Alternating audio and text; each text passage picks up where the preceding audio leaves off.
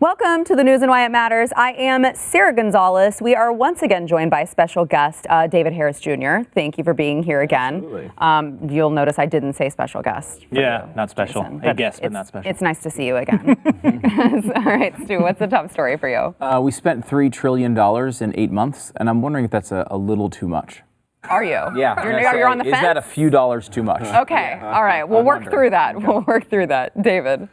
Democrats continue to pander to the black vote. They are holding a hearing where they're going to talk about reparations.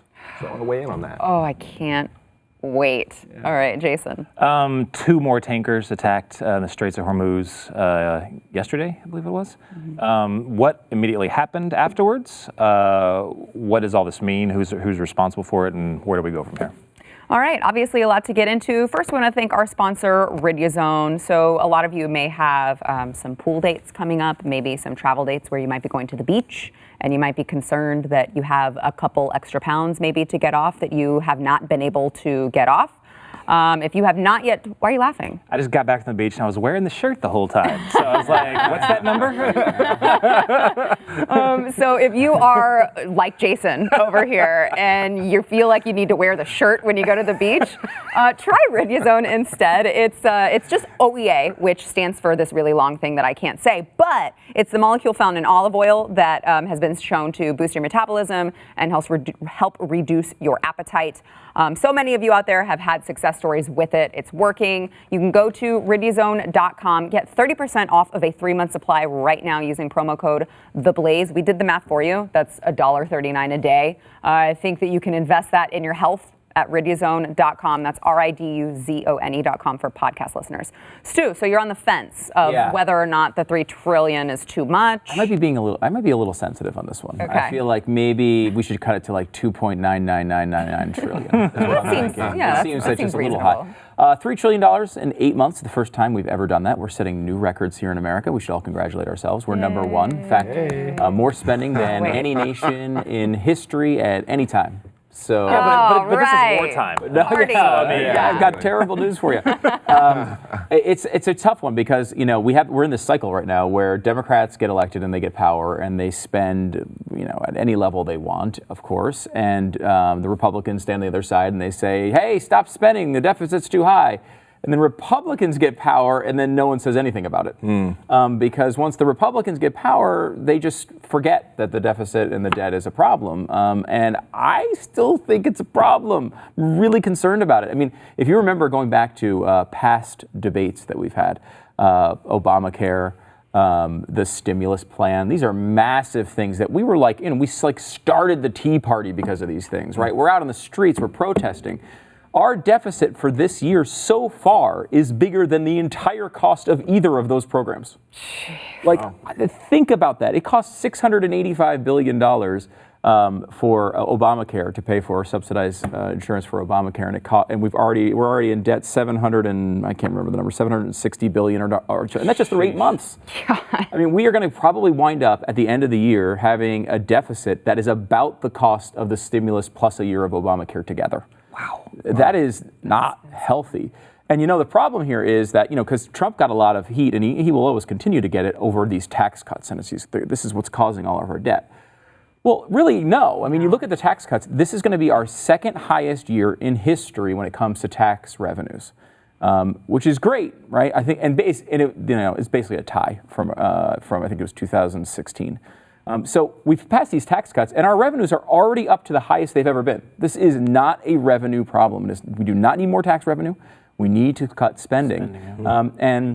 It's a tough one because I think, understandably, Trump gets enough heat on other things that Republicans don't want to be like, hey, what are you doing out there? You don't see the criticism from a lot of conservative media, and I think the problem is if conservative media and Republicans don't stand up and say, hey, we need to watch this stuff, then no one is. There is no catch at all.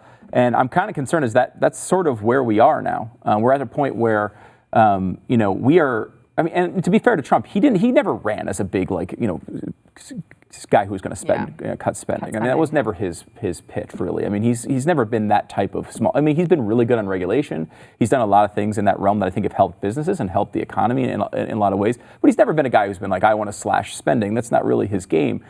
Congress is the ones that needs to make those decisions. I think a lot of times if they would pass these things, Trump would probably sign them. But there's just no momentum behind it now.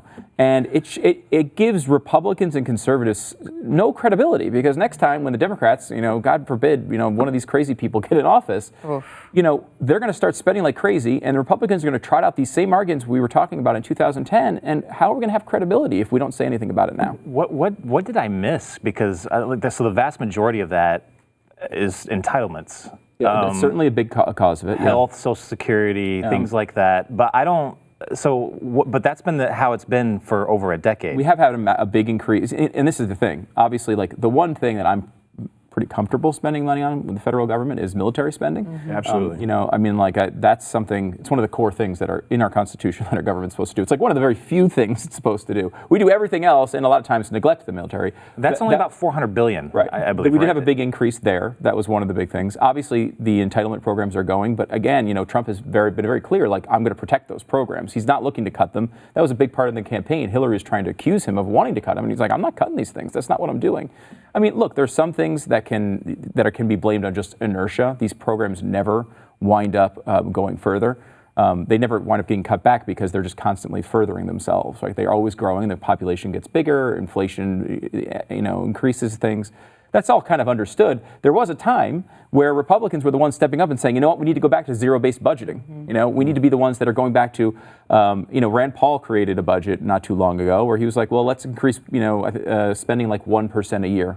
And if we just increase spending 1% a year, very quickly we'll catch back up and we'll stop having these giant deficits. But there's just zero appetite for it because, there is no one wants to take anything away, right? No one wants to take stuff away from others. And I get that. I mean, politically it can be damaging. But these are real problems. Like our kids are going to have to deal with this stuff. This debt is going out of control. I mean, go back to this chart for a second. I mean, this is most of this under Republican control exclusively in all three branches. This is the biggest year ever when it comes to spending, and it's not really that close. That's a problem. We should not be setting the example of how to set highs on this, and you've seen it increase every single year. The only year closest to this was the year of the Great Recession, where they had all those big spending things to try to kick the economy back into gear. This is wartime level spending. So if you I've looked at this before, I don't remember the numbers, but in the comparisons, but like we're spending more than I think we did in World War II. It's absolutely insane. And this is what kind of pisses me off, that you hear people like Cortez or Sanders or some of those people say, they always make these claims that, we're not taking care of our own. We don't, why do we spend $400 billion on the military when there's all these other problems? We spend an insane amount of money on healthcare, on taking care of our own welfare. Like, just look at the different entitlements. Like, taking care of our own, and we pretty much lead the world, kind of, in actual like dollar amounts. Sure. Yeah. It's insane how much we actually contribute to like what you said, to our own. But that's kind of baffling. Is if it's this bad now, like how are we going to? I mean, we already spend what is it? It's around probably $500 billion on healthcare, right? It's more than that. Yeah, I mean, 600. I think it's 685, and that's just that doesn't include like the Medicare expenditures and all these other things that are massively high. So now what does Elizabeth Warren do with this thing, right? I mean, right. Good God, that's going to be terrifying. David, are you concerned with the spending? Well, that's a new figure for me to even hear, and the fact that we're not hearing about it, it makes me wonder, where is the spending increasing, or what's being increased over what's been getting spent in the past. We definitely don't want to be, just spending money hand over fist and not paying attention to where it's going. Yeah. Oh yeah. One of my questions would be, how's our overall deficit doing? Is it slowed down since Trump became president, or especially with the additional revenue coming in from taxes? Or is it still just kind of going out of control? I know Obama kind of doubled our overall deficit during his presidency from the time of our existence. I think a lot of times these things get viewed solely through the president, and it's like, look, it has gone up. I don't think you could say like that's Trump's fault. I think because a lot of it is like these programs are in place. They grow because the population grows. They grow because of inflation. No one wants to ever say no to anybody, so they grow. They get stuck in larger bills that are about other things, and all that's a function. But there's not even a voice right now. Like we're not even hearing arguments about it. We're not even hearing. We need people who are saying not, hey, can we keep this inertia going with this thing growing all the time? We need people who are saying, hey, we need to go the opposite direction. We need cuts. We need to realize we need to live within our means. These are basic conservative values. And, because there's so much other nonsense. The media is dominated by Russia, and it's dominated by, Donald Trump's putting people in cages and all these other nonsensical things that most of the time aren't even true. And it's in these core issues that are the foundation of what, kind of conservative values are when it comes to the government. They get kind of pushed to the side. They feel like they're old arguments, and a lot of times people take them sort of as being critical of Trump, and people don't want to do that. But it's like we just have to, if conservatism is about anything, it's about principles, right? It's about having a foundation and saying what you believe. And I think a lot of times we get in these cycles where we let the media sort of dictate to us what's important. It's like they're talking about they're talking about. What flag is flying in a foreign country right now? Like, why do we even allow them to tell us that that's what's important, right? Like, these things are clearly more important. But, the media a lot of times, I think, drives the conversation so much, we wind up on the defensive, and then we get nowhere. Yeah. David, I want to move on to House Democrats holding hearings on slavery reparations. So, thankfully, they are, as Stu's talking about, they are dealing with the big issues of today. Absolutely. Slavery reparations. Huge. Biggest issue of today to nobody. I mean, it's like, what is, and as a Black American, some questions that I have and things that I think that America needs to pay attention to is why do they keep on pushing and pursuing this agenda that I think is just trying to rehash and revive emotional turmoil over our past. It's like we went through it, we fought a civil war over it. We're a new America today, and that's largely in part because of the Republican Party. But to what Black American out there that hears this rhetoric that Democrats continue to push on Black Americans is, hey, we're going to be your champions, we're going to be your saviors. It's like, how much money do they think they're going to get? At the end of the day, how do they figure out what Black American gets what percentage, based on what, how are those factors going to play in, and then how much money they think they're going to get? It's almost as if, David, it's just a buzzword that they want to throw out, and they haven't actually thought it through. No, call me crazy. There's no way they'd pass it anyway. I don't think there's any way it would pass, but it is just a buzzword. It's something to get the Black community, I think, to not pay attention to what is actually taking place. I would prefer jobs, the opportunity to create my own livelihood, the opportunity to create my own future, to take care of my own family, and an economy that enables me to do that. I prefer a president that's going to help with unemployment and is going to help with the ability for me to take care of my family. And that's what we have right now.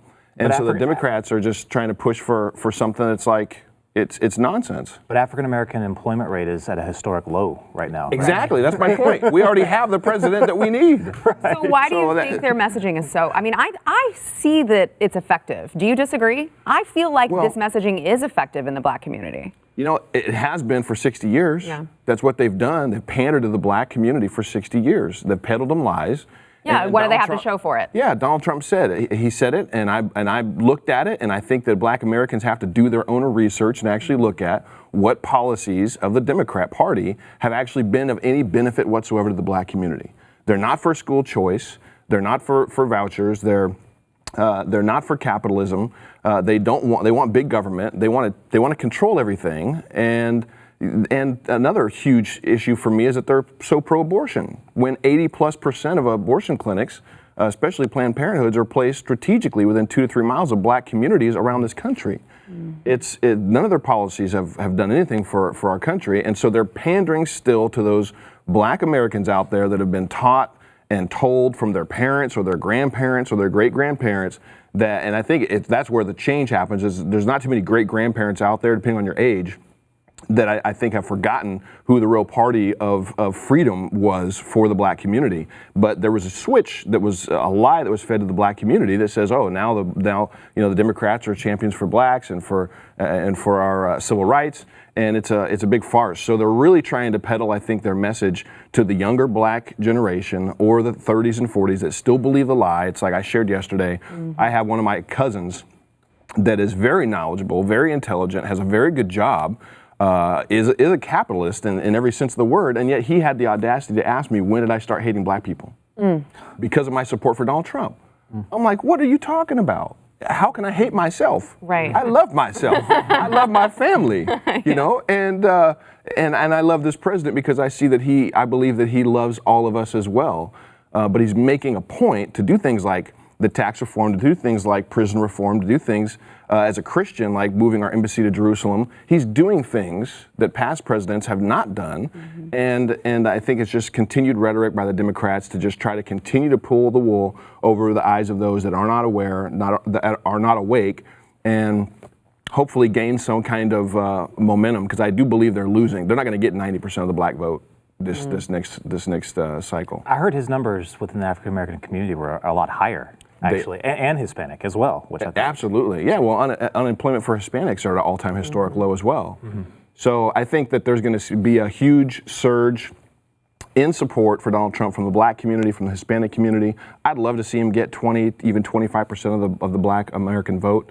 And I think he's going to get close to 20. I really, really do. Wow. And I think it'll completely change and shift the dynamic for this country for decades. Wow. Stu, last word. I think it's interesting that when you look at reparations as a policy, because, look, there's no way constitutionally you can take money from people. Like, how are you going to trace, even just pick, like, does a Jamaican American who wasn't even here, does he get? Right. What about a person who immigrated from Slovenia and is white? Does he have to pay? And there's no way constitutionally, right, you can get, hey, you white people have to pay for you black people. That is not, it's nonsense. Thankfully, right, the corrections we made with slavery and around those terrible policies were to say that no longer can one race take advantage of another race. Absolutely. So that can't happen. And I keep coming back to this. How would they implement such a thing? It just seems like at the end of the day, what they're going to say is, look, minorities are disproportionately poorer because of all the terrible things that happened back in slavery. And the only way we can really do this is just take a bunch more money from rich people and give it to poor people. And that will kind of even it out. And then at the end of the day, it's just going to be yet another pretty much transparent redistribution of wealth type of policy. That's the only way they can probably constitutionally do it anyway. We all know they want to do it. This is just an extra justification for a new money grab. Yeah. All right, back in a minute. What if you're a white person who was poor in the South? Like, are you? Before we jump back into the conversation, I want to thank our sponsor, Relief Factor. So I think that Stu will agree with me that since Glenn has been on Relief Factor, he has been tolerable. Yeah, I never have said anything. I would never go that far. Okay. More tolerable, if you wanted to say that. Glenn has had all sorts of really bad back issues and all sorts of pain issues. And Relief Factor has helped him a lot. I mean, he's talked about it. It's really reduced the pain a lot for him. And he's a guy who likes to, you've mentioned painting before. Yeah. I don't think he actually does any physical labor in his life. I don't know that he ever has. But occasionally he'll have to bend down and lift something. And usually, I've seen him throw his back out lifting a pencil. You were there, right, Jason? Yeah. That's a real thing that happened? Legitimate real story. thing. Oh, no. Yes, so that's not happening anymore, which is nice. So if you happen to throw your back out with a pencil, Relief Factor is there for you. It's 100% drug-free. It's 4 key natural ingredients that target the inflammation in your body, which usually that's the root cause of your pain, and you don't realize it. So you don't have to turn to Big Pharma. If you are constantly in pain, you're just living in pain, you think that's how life is supposed to be, it's not. It's not. Go to relieffactor.com right now. Try their 3-week quick start pack. It's $19.95. And 70% of the people who try it, they go on to keep ordering more. It's working for the majority of people. Might I suggest if you're in pain, it's definitely worth a shot. Relieffactor.com, or you can call 800-500-8384. All right, Jason, let's move across the globe here. Another attack on tankers. It's like deja vu. This happened just a few weeks ago. It involved a couple of oil tankers then as well. But yesterday, 2 more tankers in the Strait of Hormuz, just off the coast of Oman, were hit with what they said was either a torpedo attack or a magnetic mine attack. That's basically the exact same scenario that happened last time, magnetic mines. And they fingered Iran, our intelligence did on that one. I was just looking at announcements just recently, and again, they have fingered Iran for this one as well. Of course, Iran's like, nah, it was the other guys. It wasn't us. Like, we're here to help. One interesting thing is the 2 tankers, the U.S. Navy went and evacuated the personnel on one of the tankers. The other one that was closest to Iran got to that one first. I was watching that on the little naval tracker, like an air tracker, and they picked up the sailors from that boat, which I think was Japanese flag. It was either Japanese or Filipino flagged. They went halfway to Iran and then flipped off their transponder signal. So I'm actually very, very worried about what's happening to them now. I'm sure it's some kind of propaganda thing. They'll eventually get out of there. But something interesting in the next couple of days is probably going to come off of that. But at any rate, you should keep those people in your prayers, because they're going to be used for something. It's probably propaganda. But this is, I'm less worried. I saw a lot of people on Twitter and even in the mainstream news instantly go to the W word, going to war is breaking out. There's 2 people that don't want war in this area, in this conflict, and that's the reason why it's not going to happen. Iran, the United States. Both of us don't want war, and we're both not stupid. There's no way Iran can fight us in a conventional war. They're going to get slaughtered. We can win, but at immense, casualty. It'll be bad. This is not Iraq. This is a legitimate, military. It would be bad. We would win, but it would be bad. So we both don't want to go there. Iran's going to continue to do what they always do. They use their proxy forces. It lets them get deniability. We're going to give sanctions. I'm hoping this is where the Trump administration is going, is we're going to put sanctions. We're going to keep them in place. We're not going to end them like what the Obama administration did with the JCPOA, because they were in a position where collapse was imminent. The Obama administration gave them no support whatsoever. They fizzled out. And then we gave them billions of dollars to the JCPOA, and then they were able to rise to what they're at now, and they've pretty much almost taken over all of Iraq, moving into Syria. Lebanon's already gone, almost have Yemen. I mean, that's where we are today. We need to keep sanctions in place, keep doing what they're doing. Don't get rattled. Don't go all crazy like, what they've, kind of hinted that John Bolton might do, which was do like a kinetic strike. We don't need to do any of that. We don't have to go to war. We don't have to do anything militarily. Just keep doing what you're doing, and things will be just fine. So just in summation, don't listen to all this war hype, because nobody wants war. We're not going to war. There's one scenario that would be bad. And there's, if the talks of torpedoes going to, I don't know if anyone's ever been to the Strait of Hormuz that's watching. I take it none of you guys have. Yeah, the condo. Yeah. You too? Yeah, I surf off there all the time. I always get bamboozled those timeshares. But I thought I was going there for a free car, and it was like timeshare. But for anybody that has seen that, probably in the military and the Navy, it's an incredibly crowded place. The third of the world's oil comes out of there. I mentioned before what happened directly afterwards. There was a 5% escalation in oil prices, so they shot up. And my wife was all complaining to me on, so like, get your gas because it went up 20 cents. But all of oil is going to react very badly if something major happens in the Straits of Hormuz. One bad thing that could happen, which could lead to an escalation, is if, say, the USS Ronald Reagan or Lincoln is going through there and accidentally hits one of these mines. That would be catastrophic, because then John Bolton's probably going to do something pretty decisive in a reaction to that, and that's when not to. I mean, and that's sort of he'd be justified. Absolutely. He'd be justified. So, in heightened tense situations like this, that's when you have to be worried. You have to be worried that, and this sounds cold, but proxy forces are designed to hit and inflict pain, but not overwhelmingly so. So that's why they do small attacks on tankers and stuff like that. That will continue, but stay the course. Sanctions, they will fall in the end. All right. Well, you heard it from our expert here, Jason Buttrell. Back in a minute. How much are you paying on that timeshare?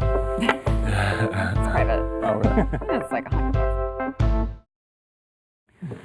We discussed on the show a couple days ago about Alexandria Ocasio-Cortez. She does so much for the country. She now wants a pay raise. There were a lot of people who were really critical of her comments, but she has actually responded in a new video. She has responded to the reasons why she thinks she deserves a pay raise. I don't know, it's really weird I think it looks a lot like her personally. That looks a lot like does. her, I would say. So you can actually go and watch that video of her response on my YouTube channel. It's called Sarah Gonzalez Unfiltered. If you have not yet subscribed, please do.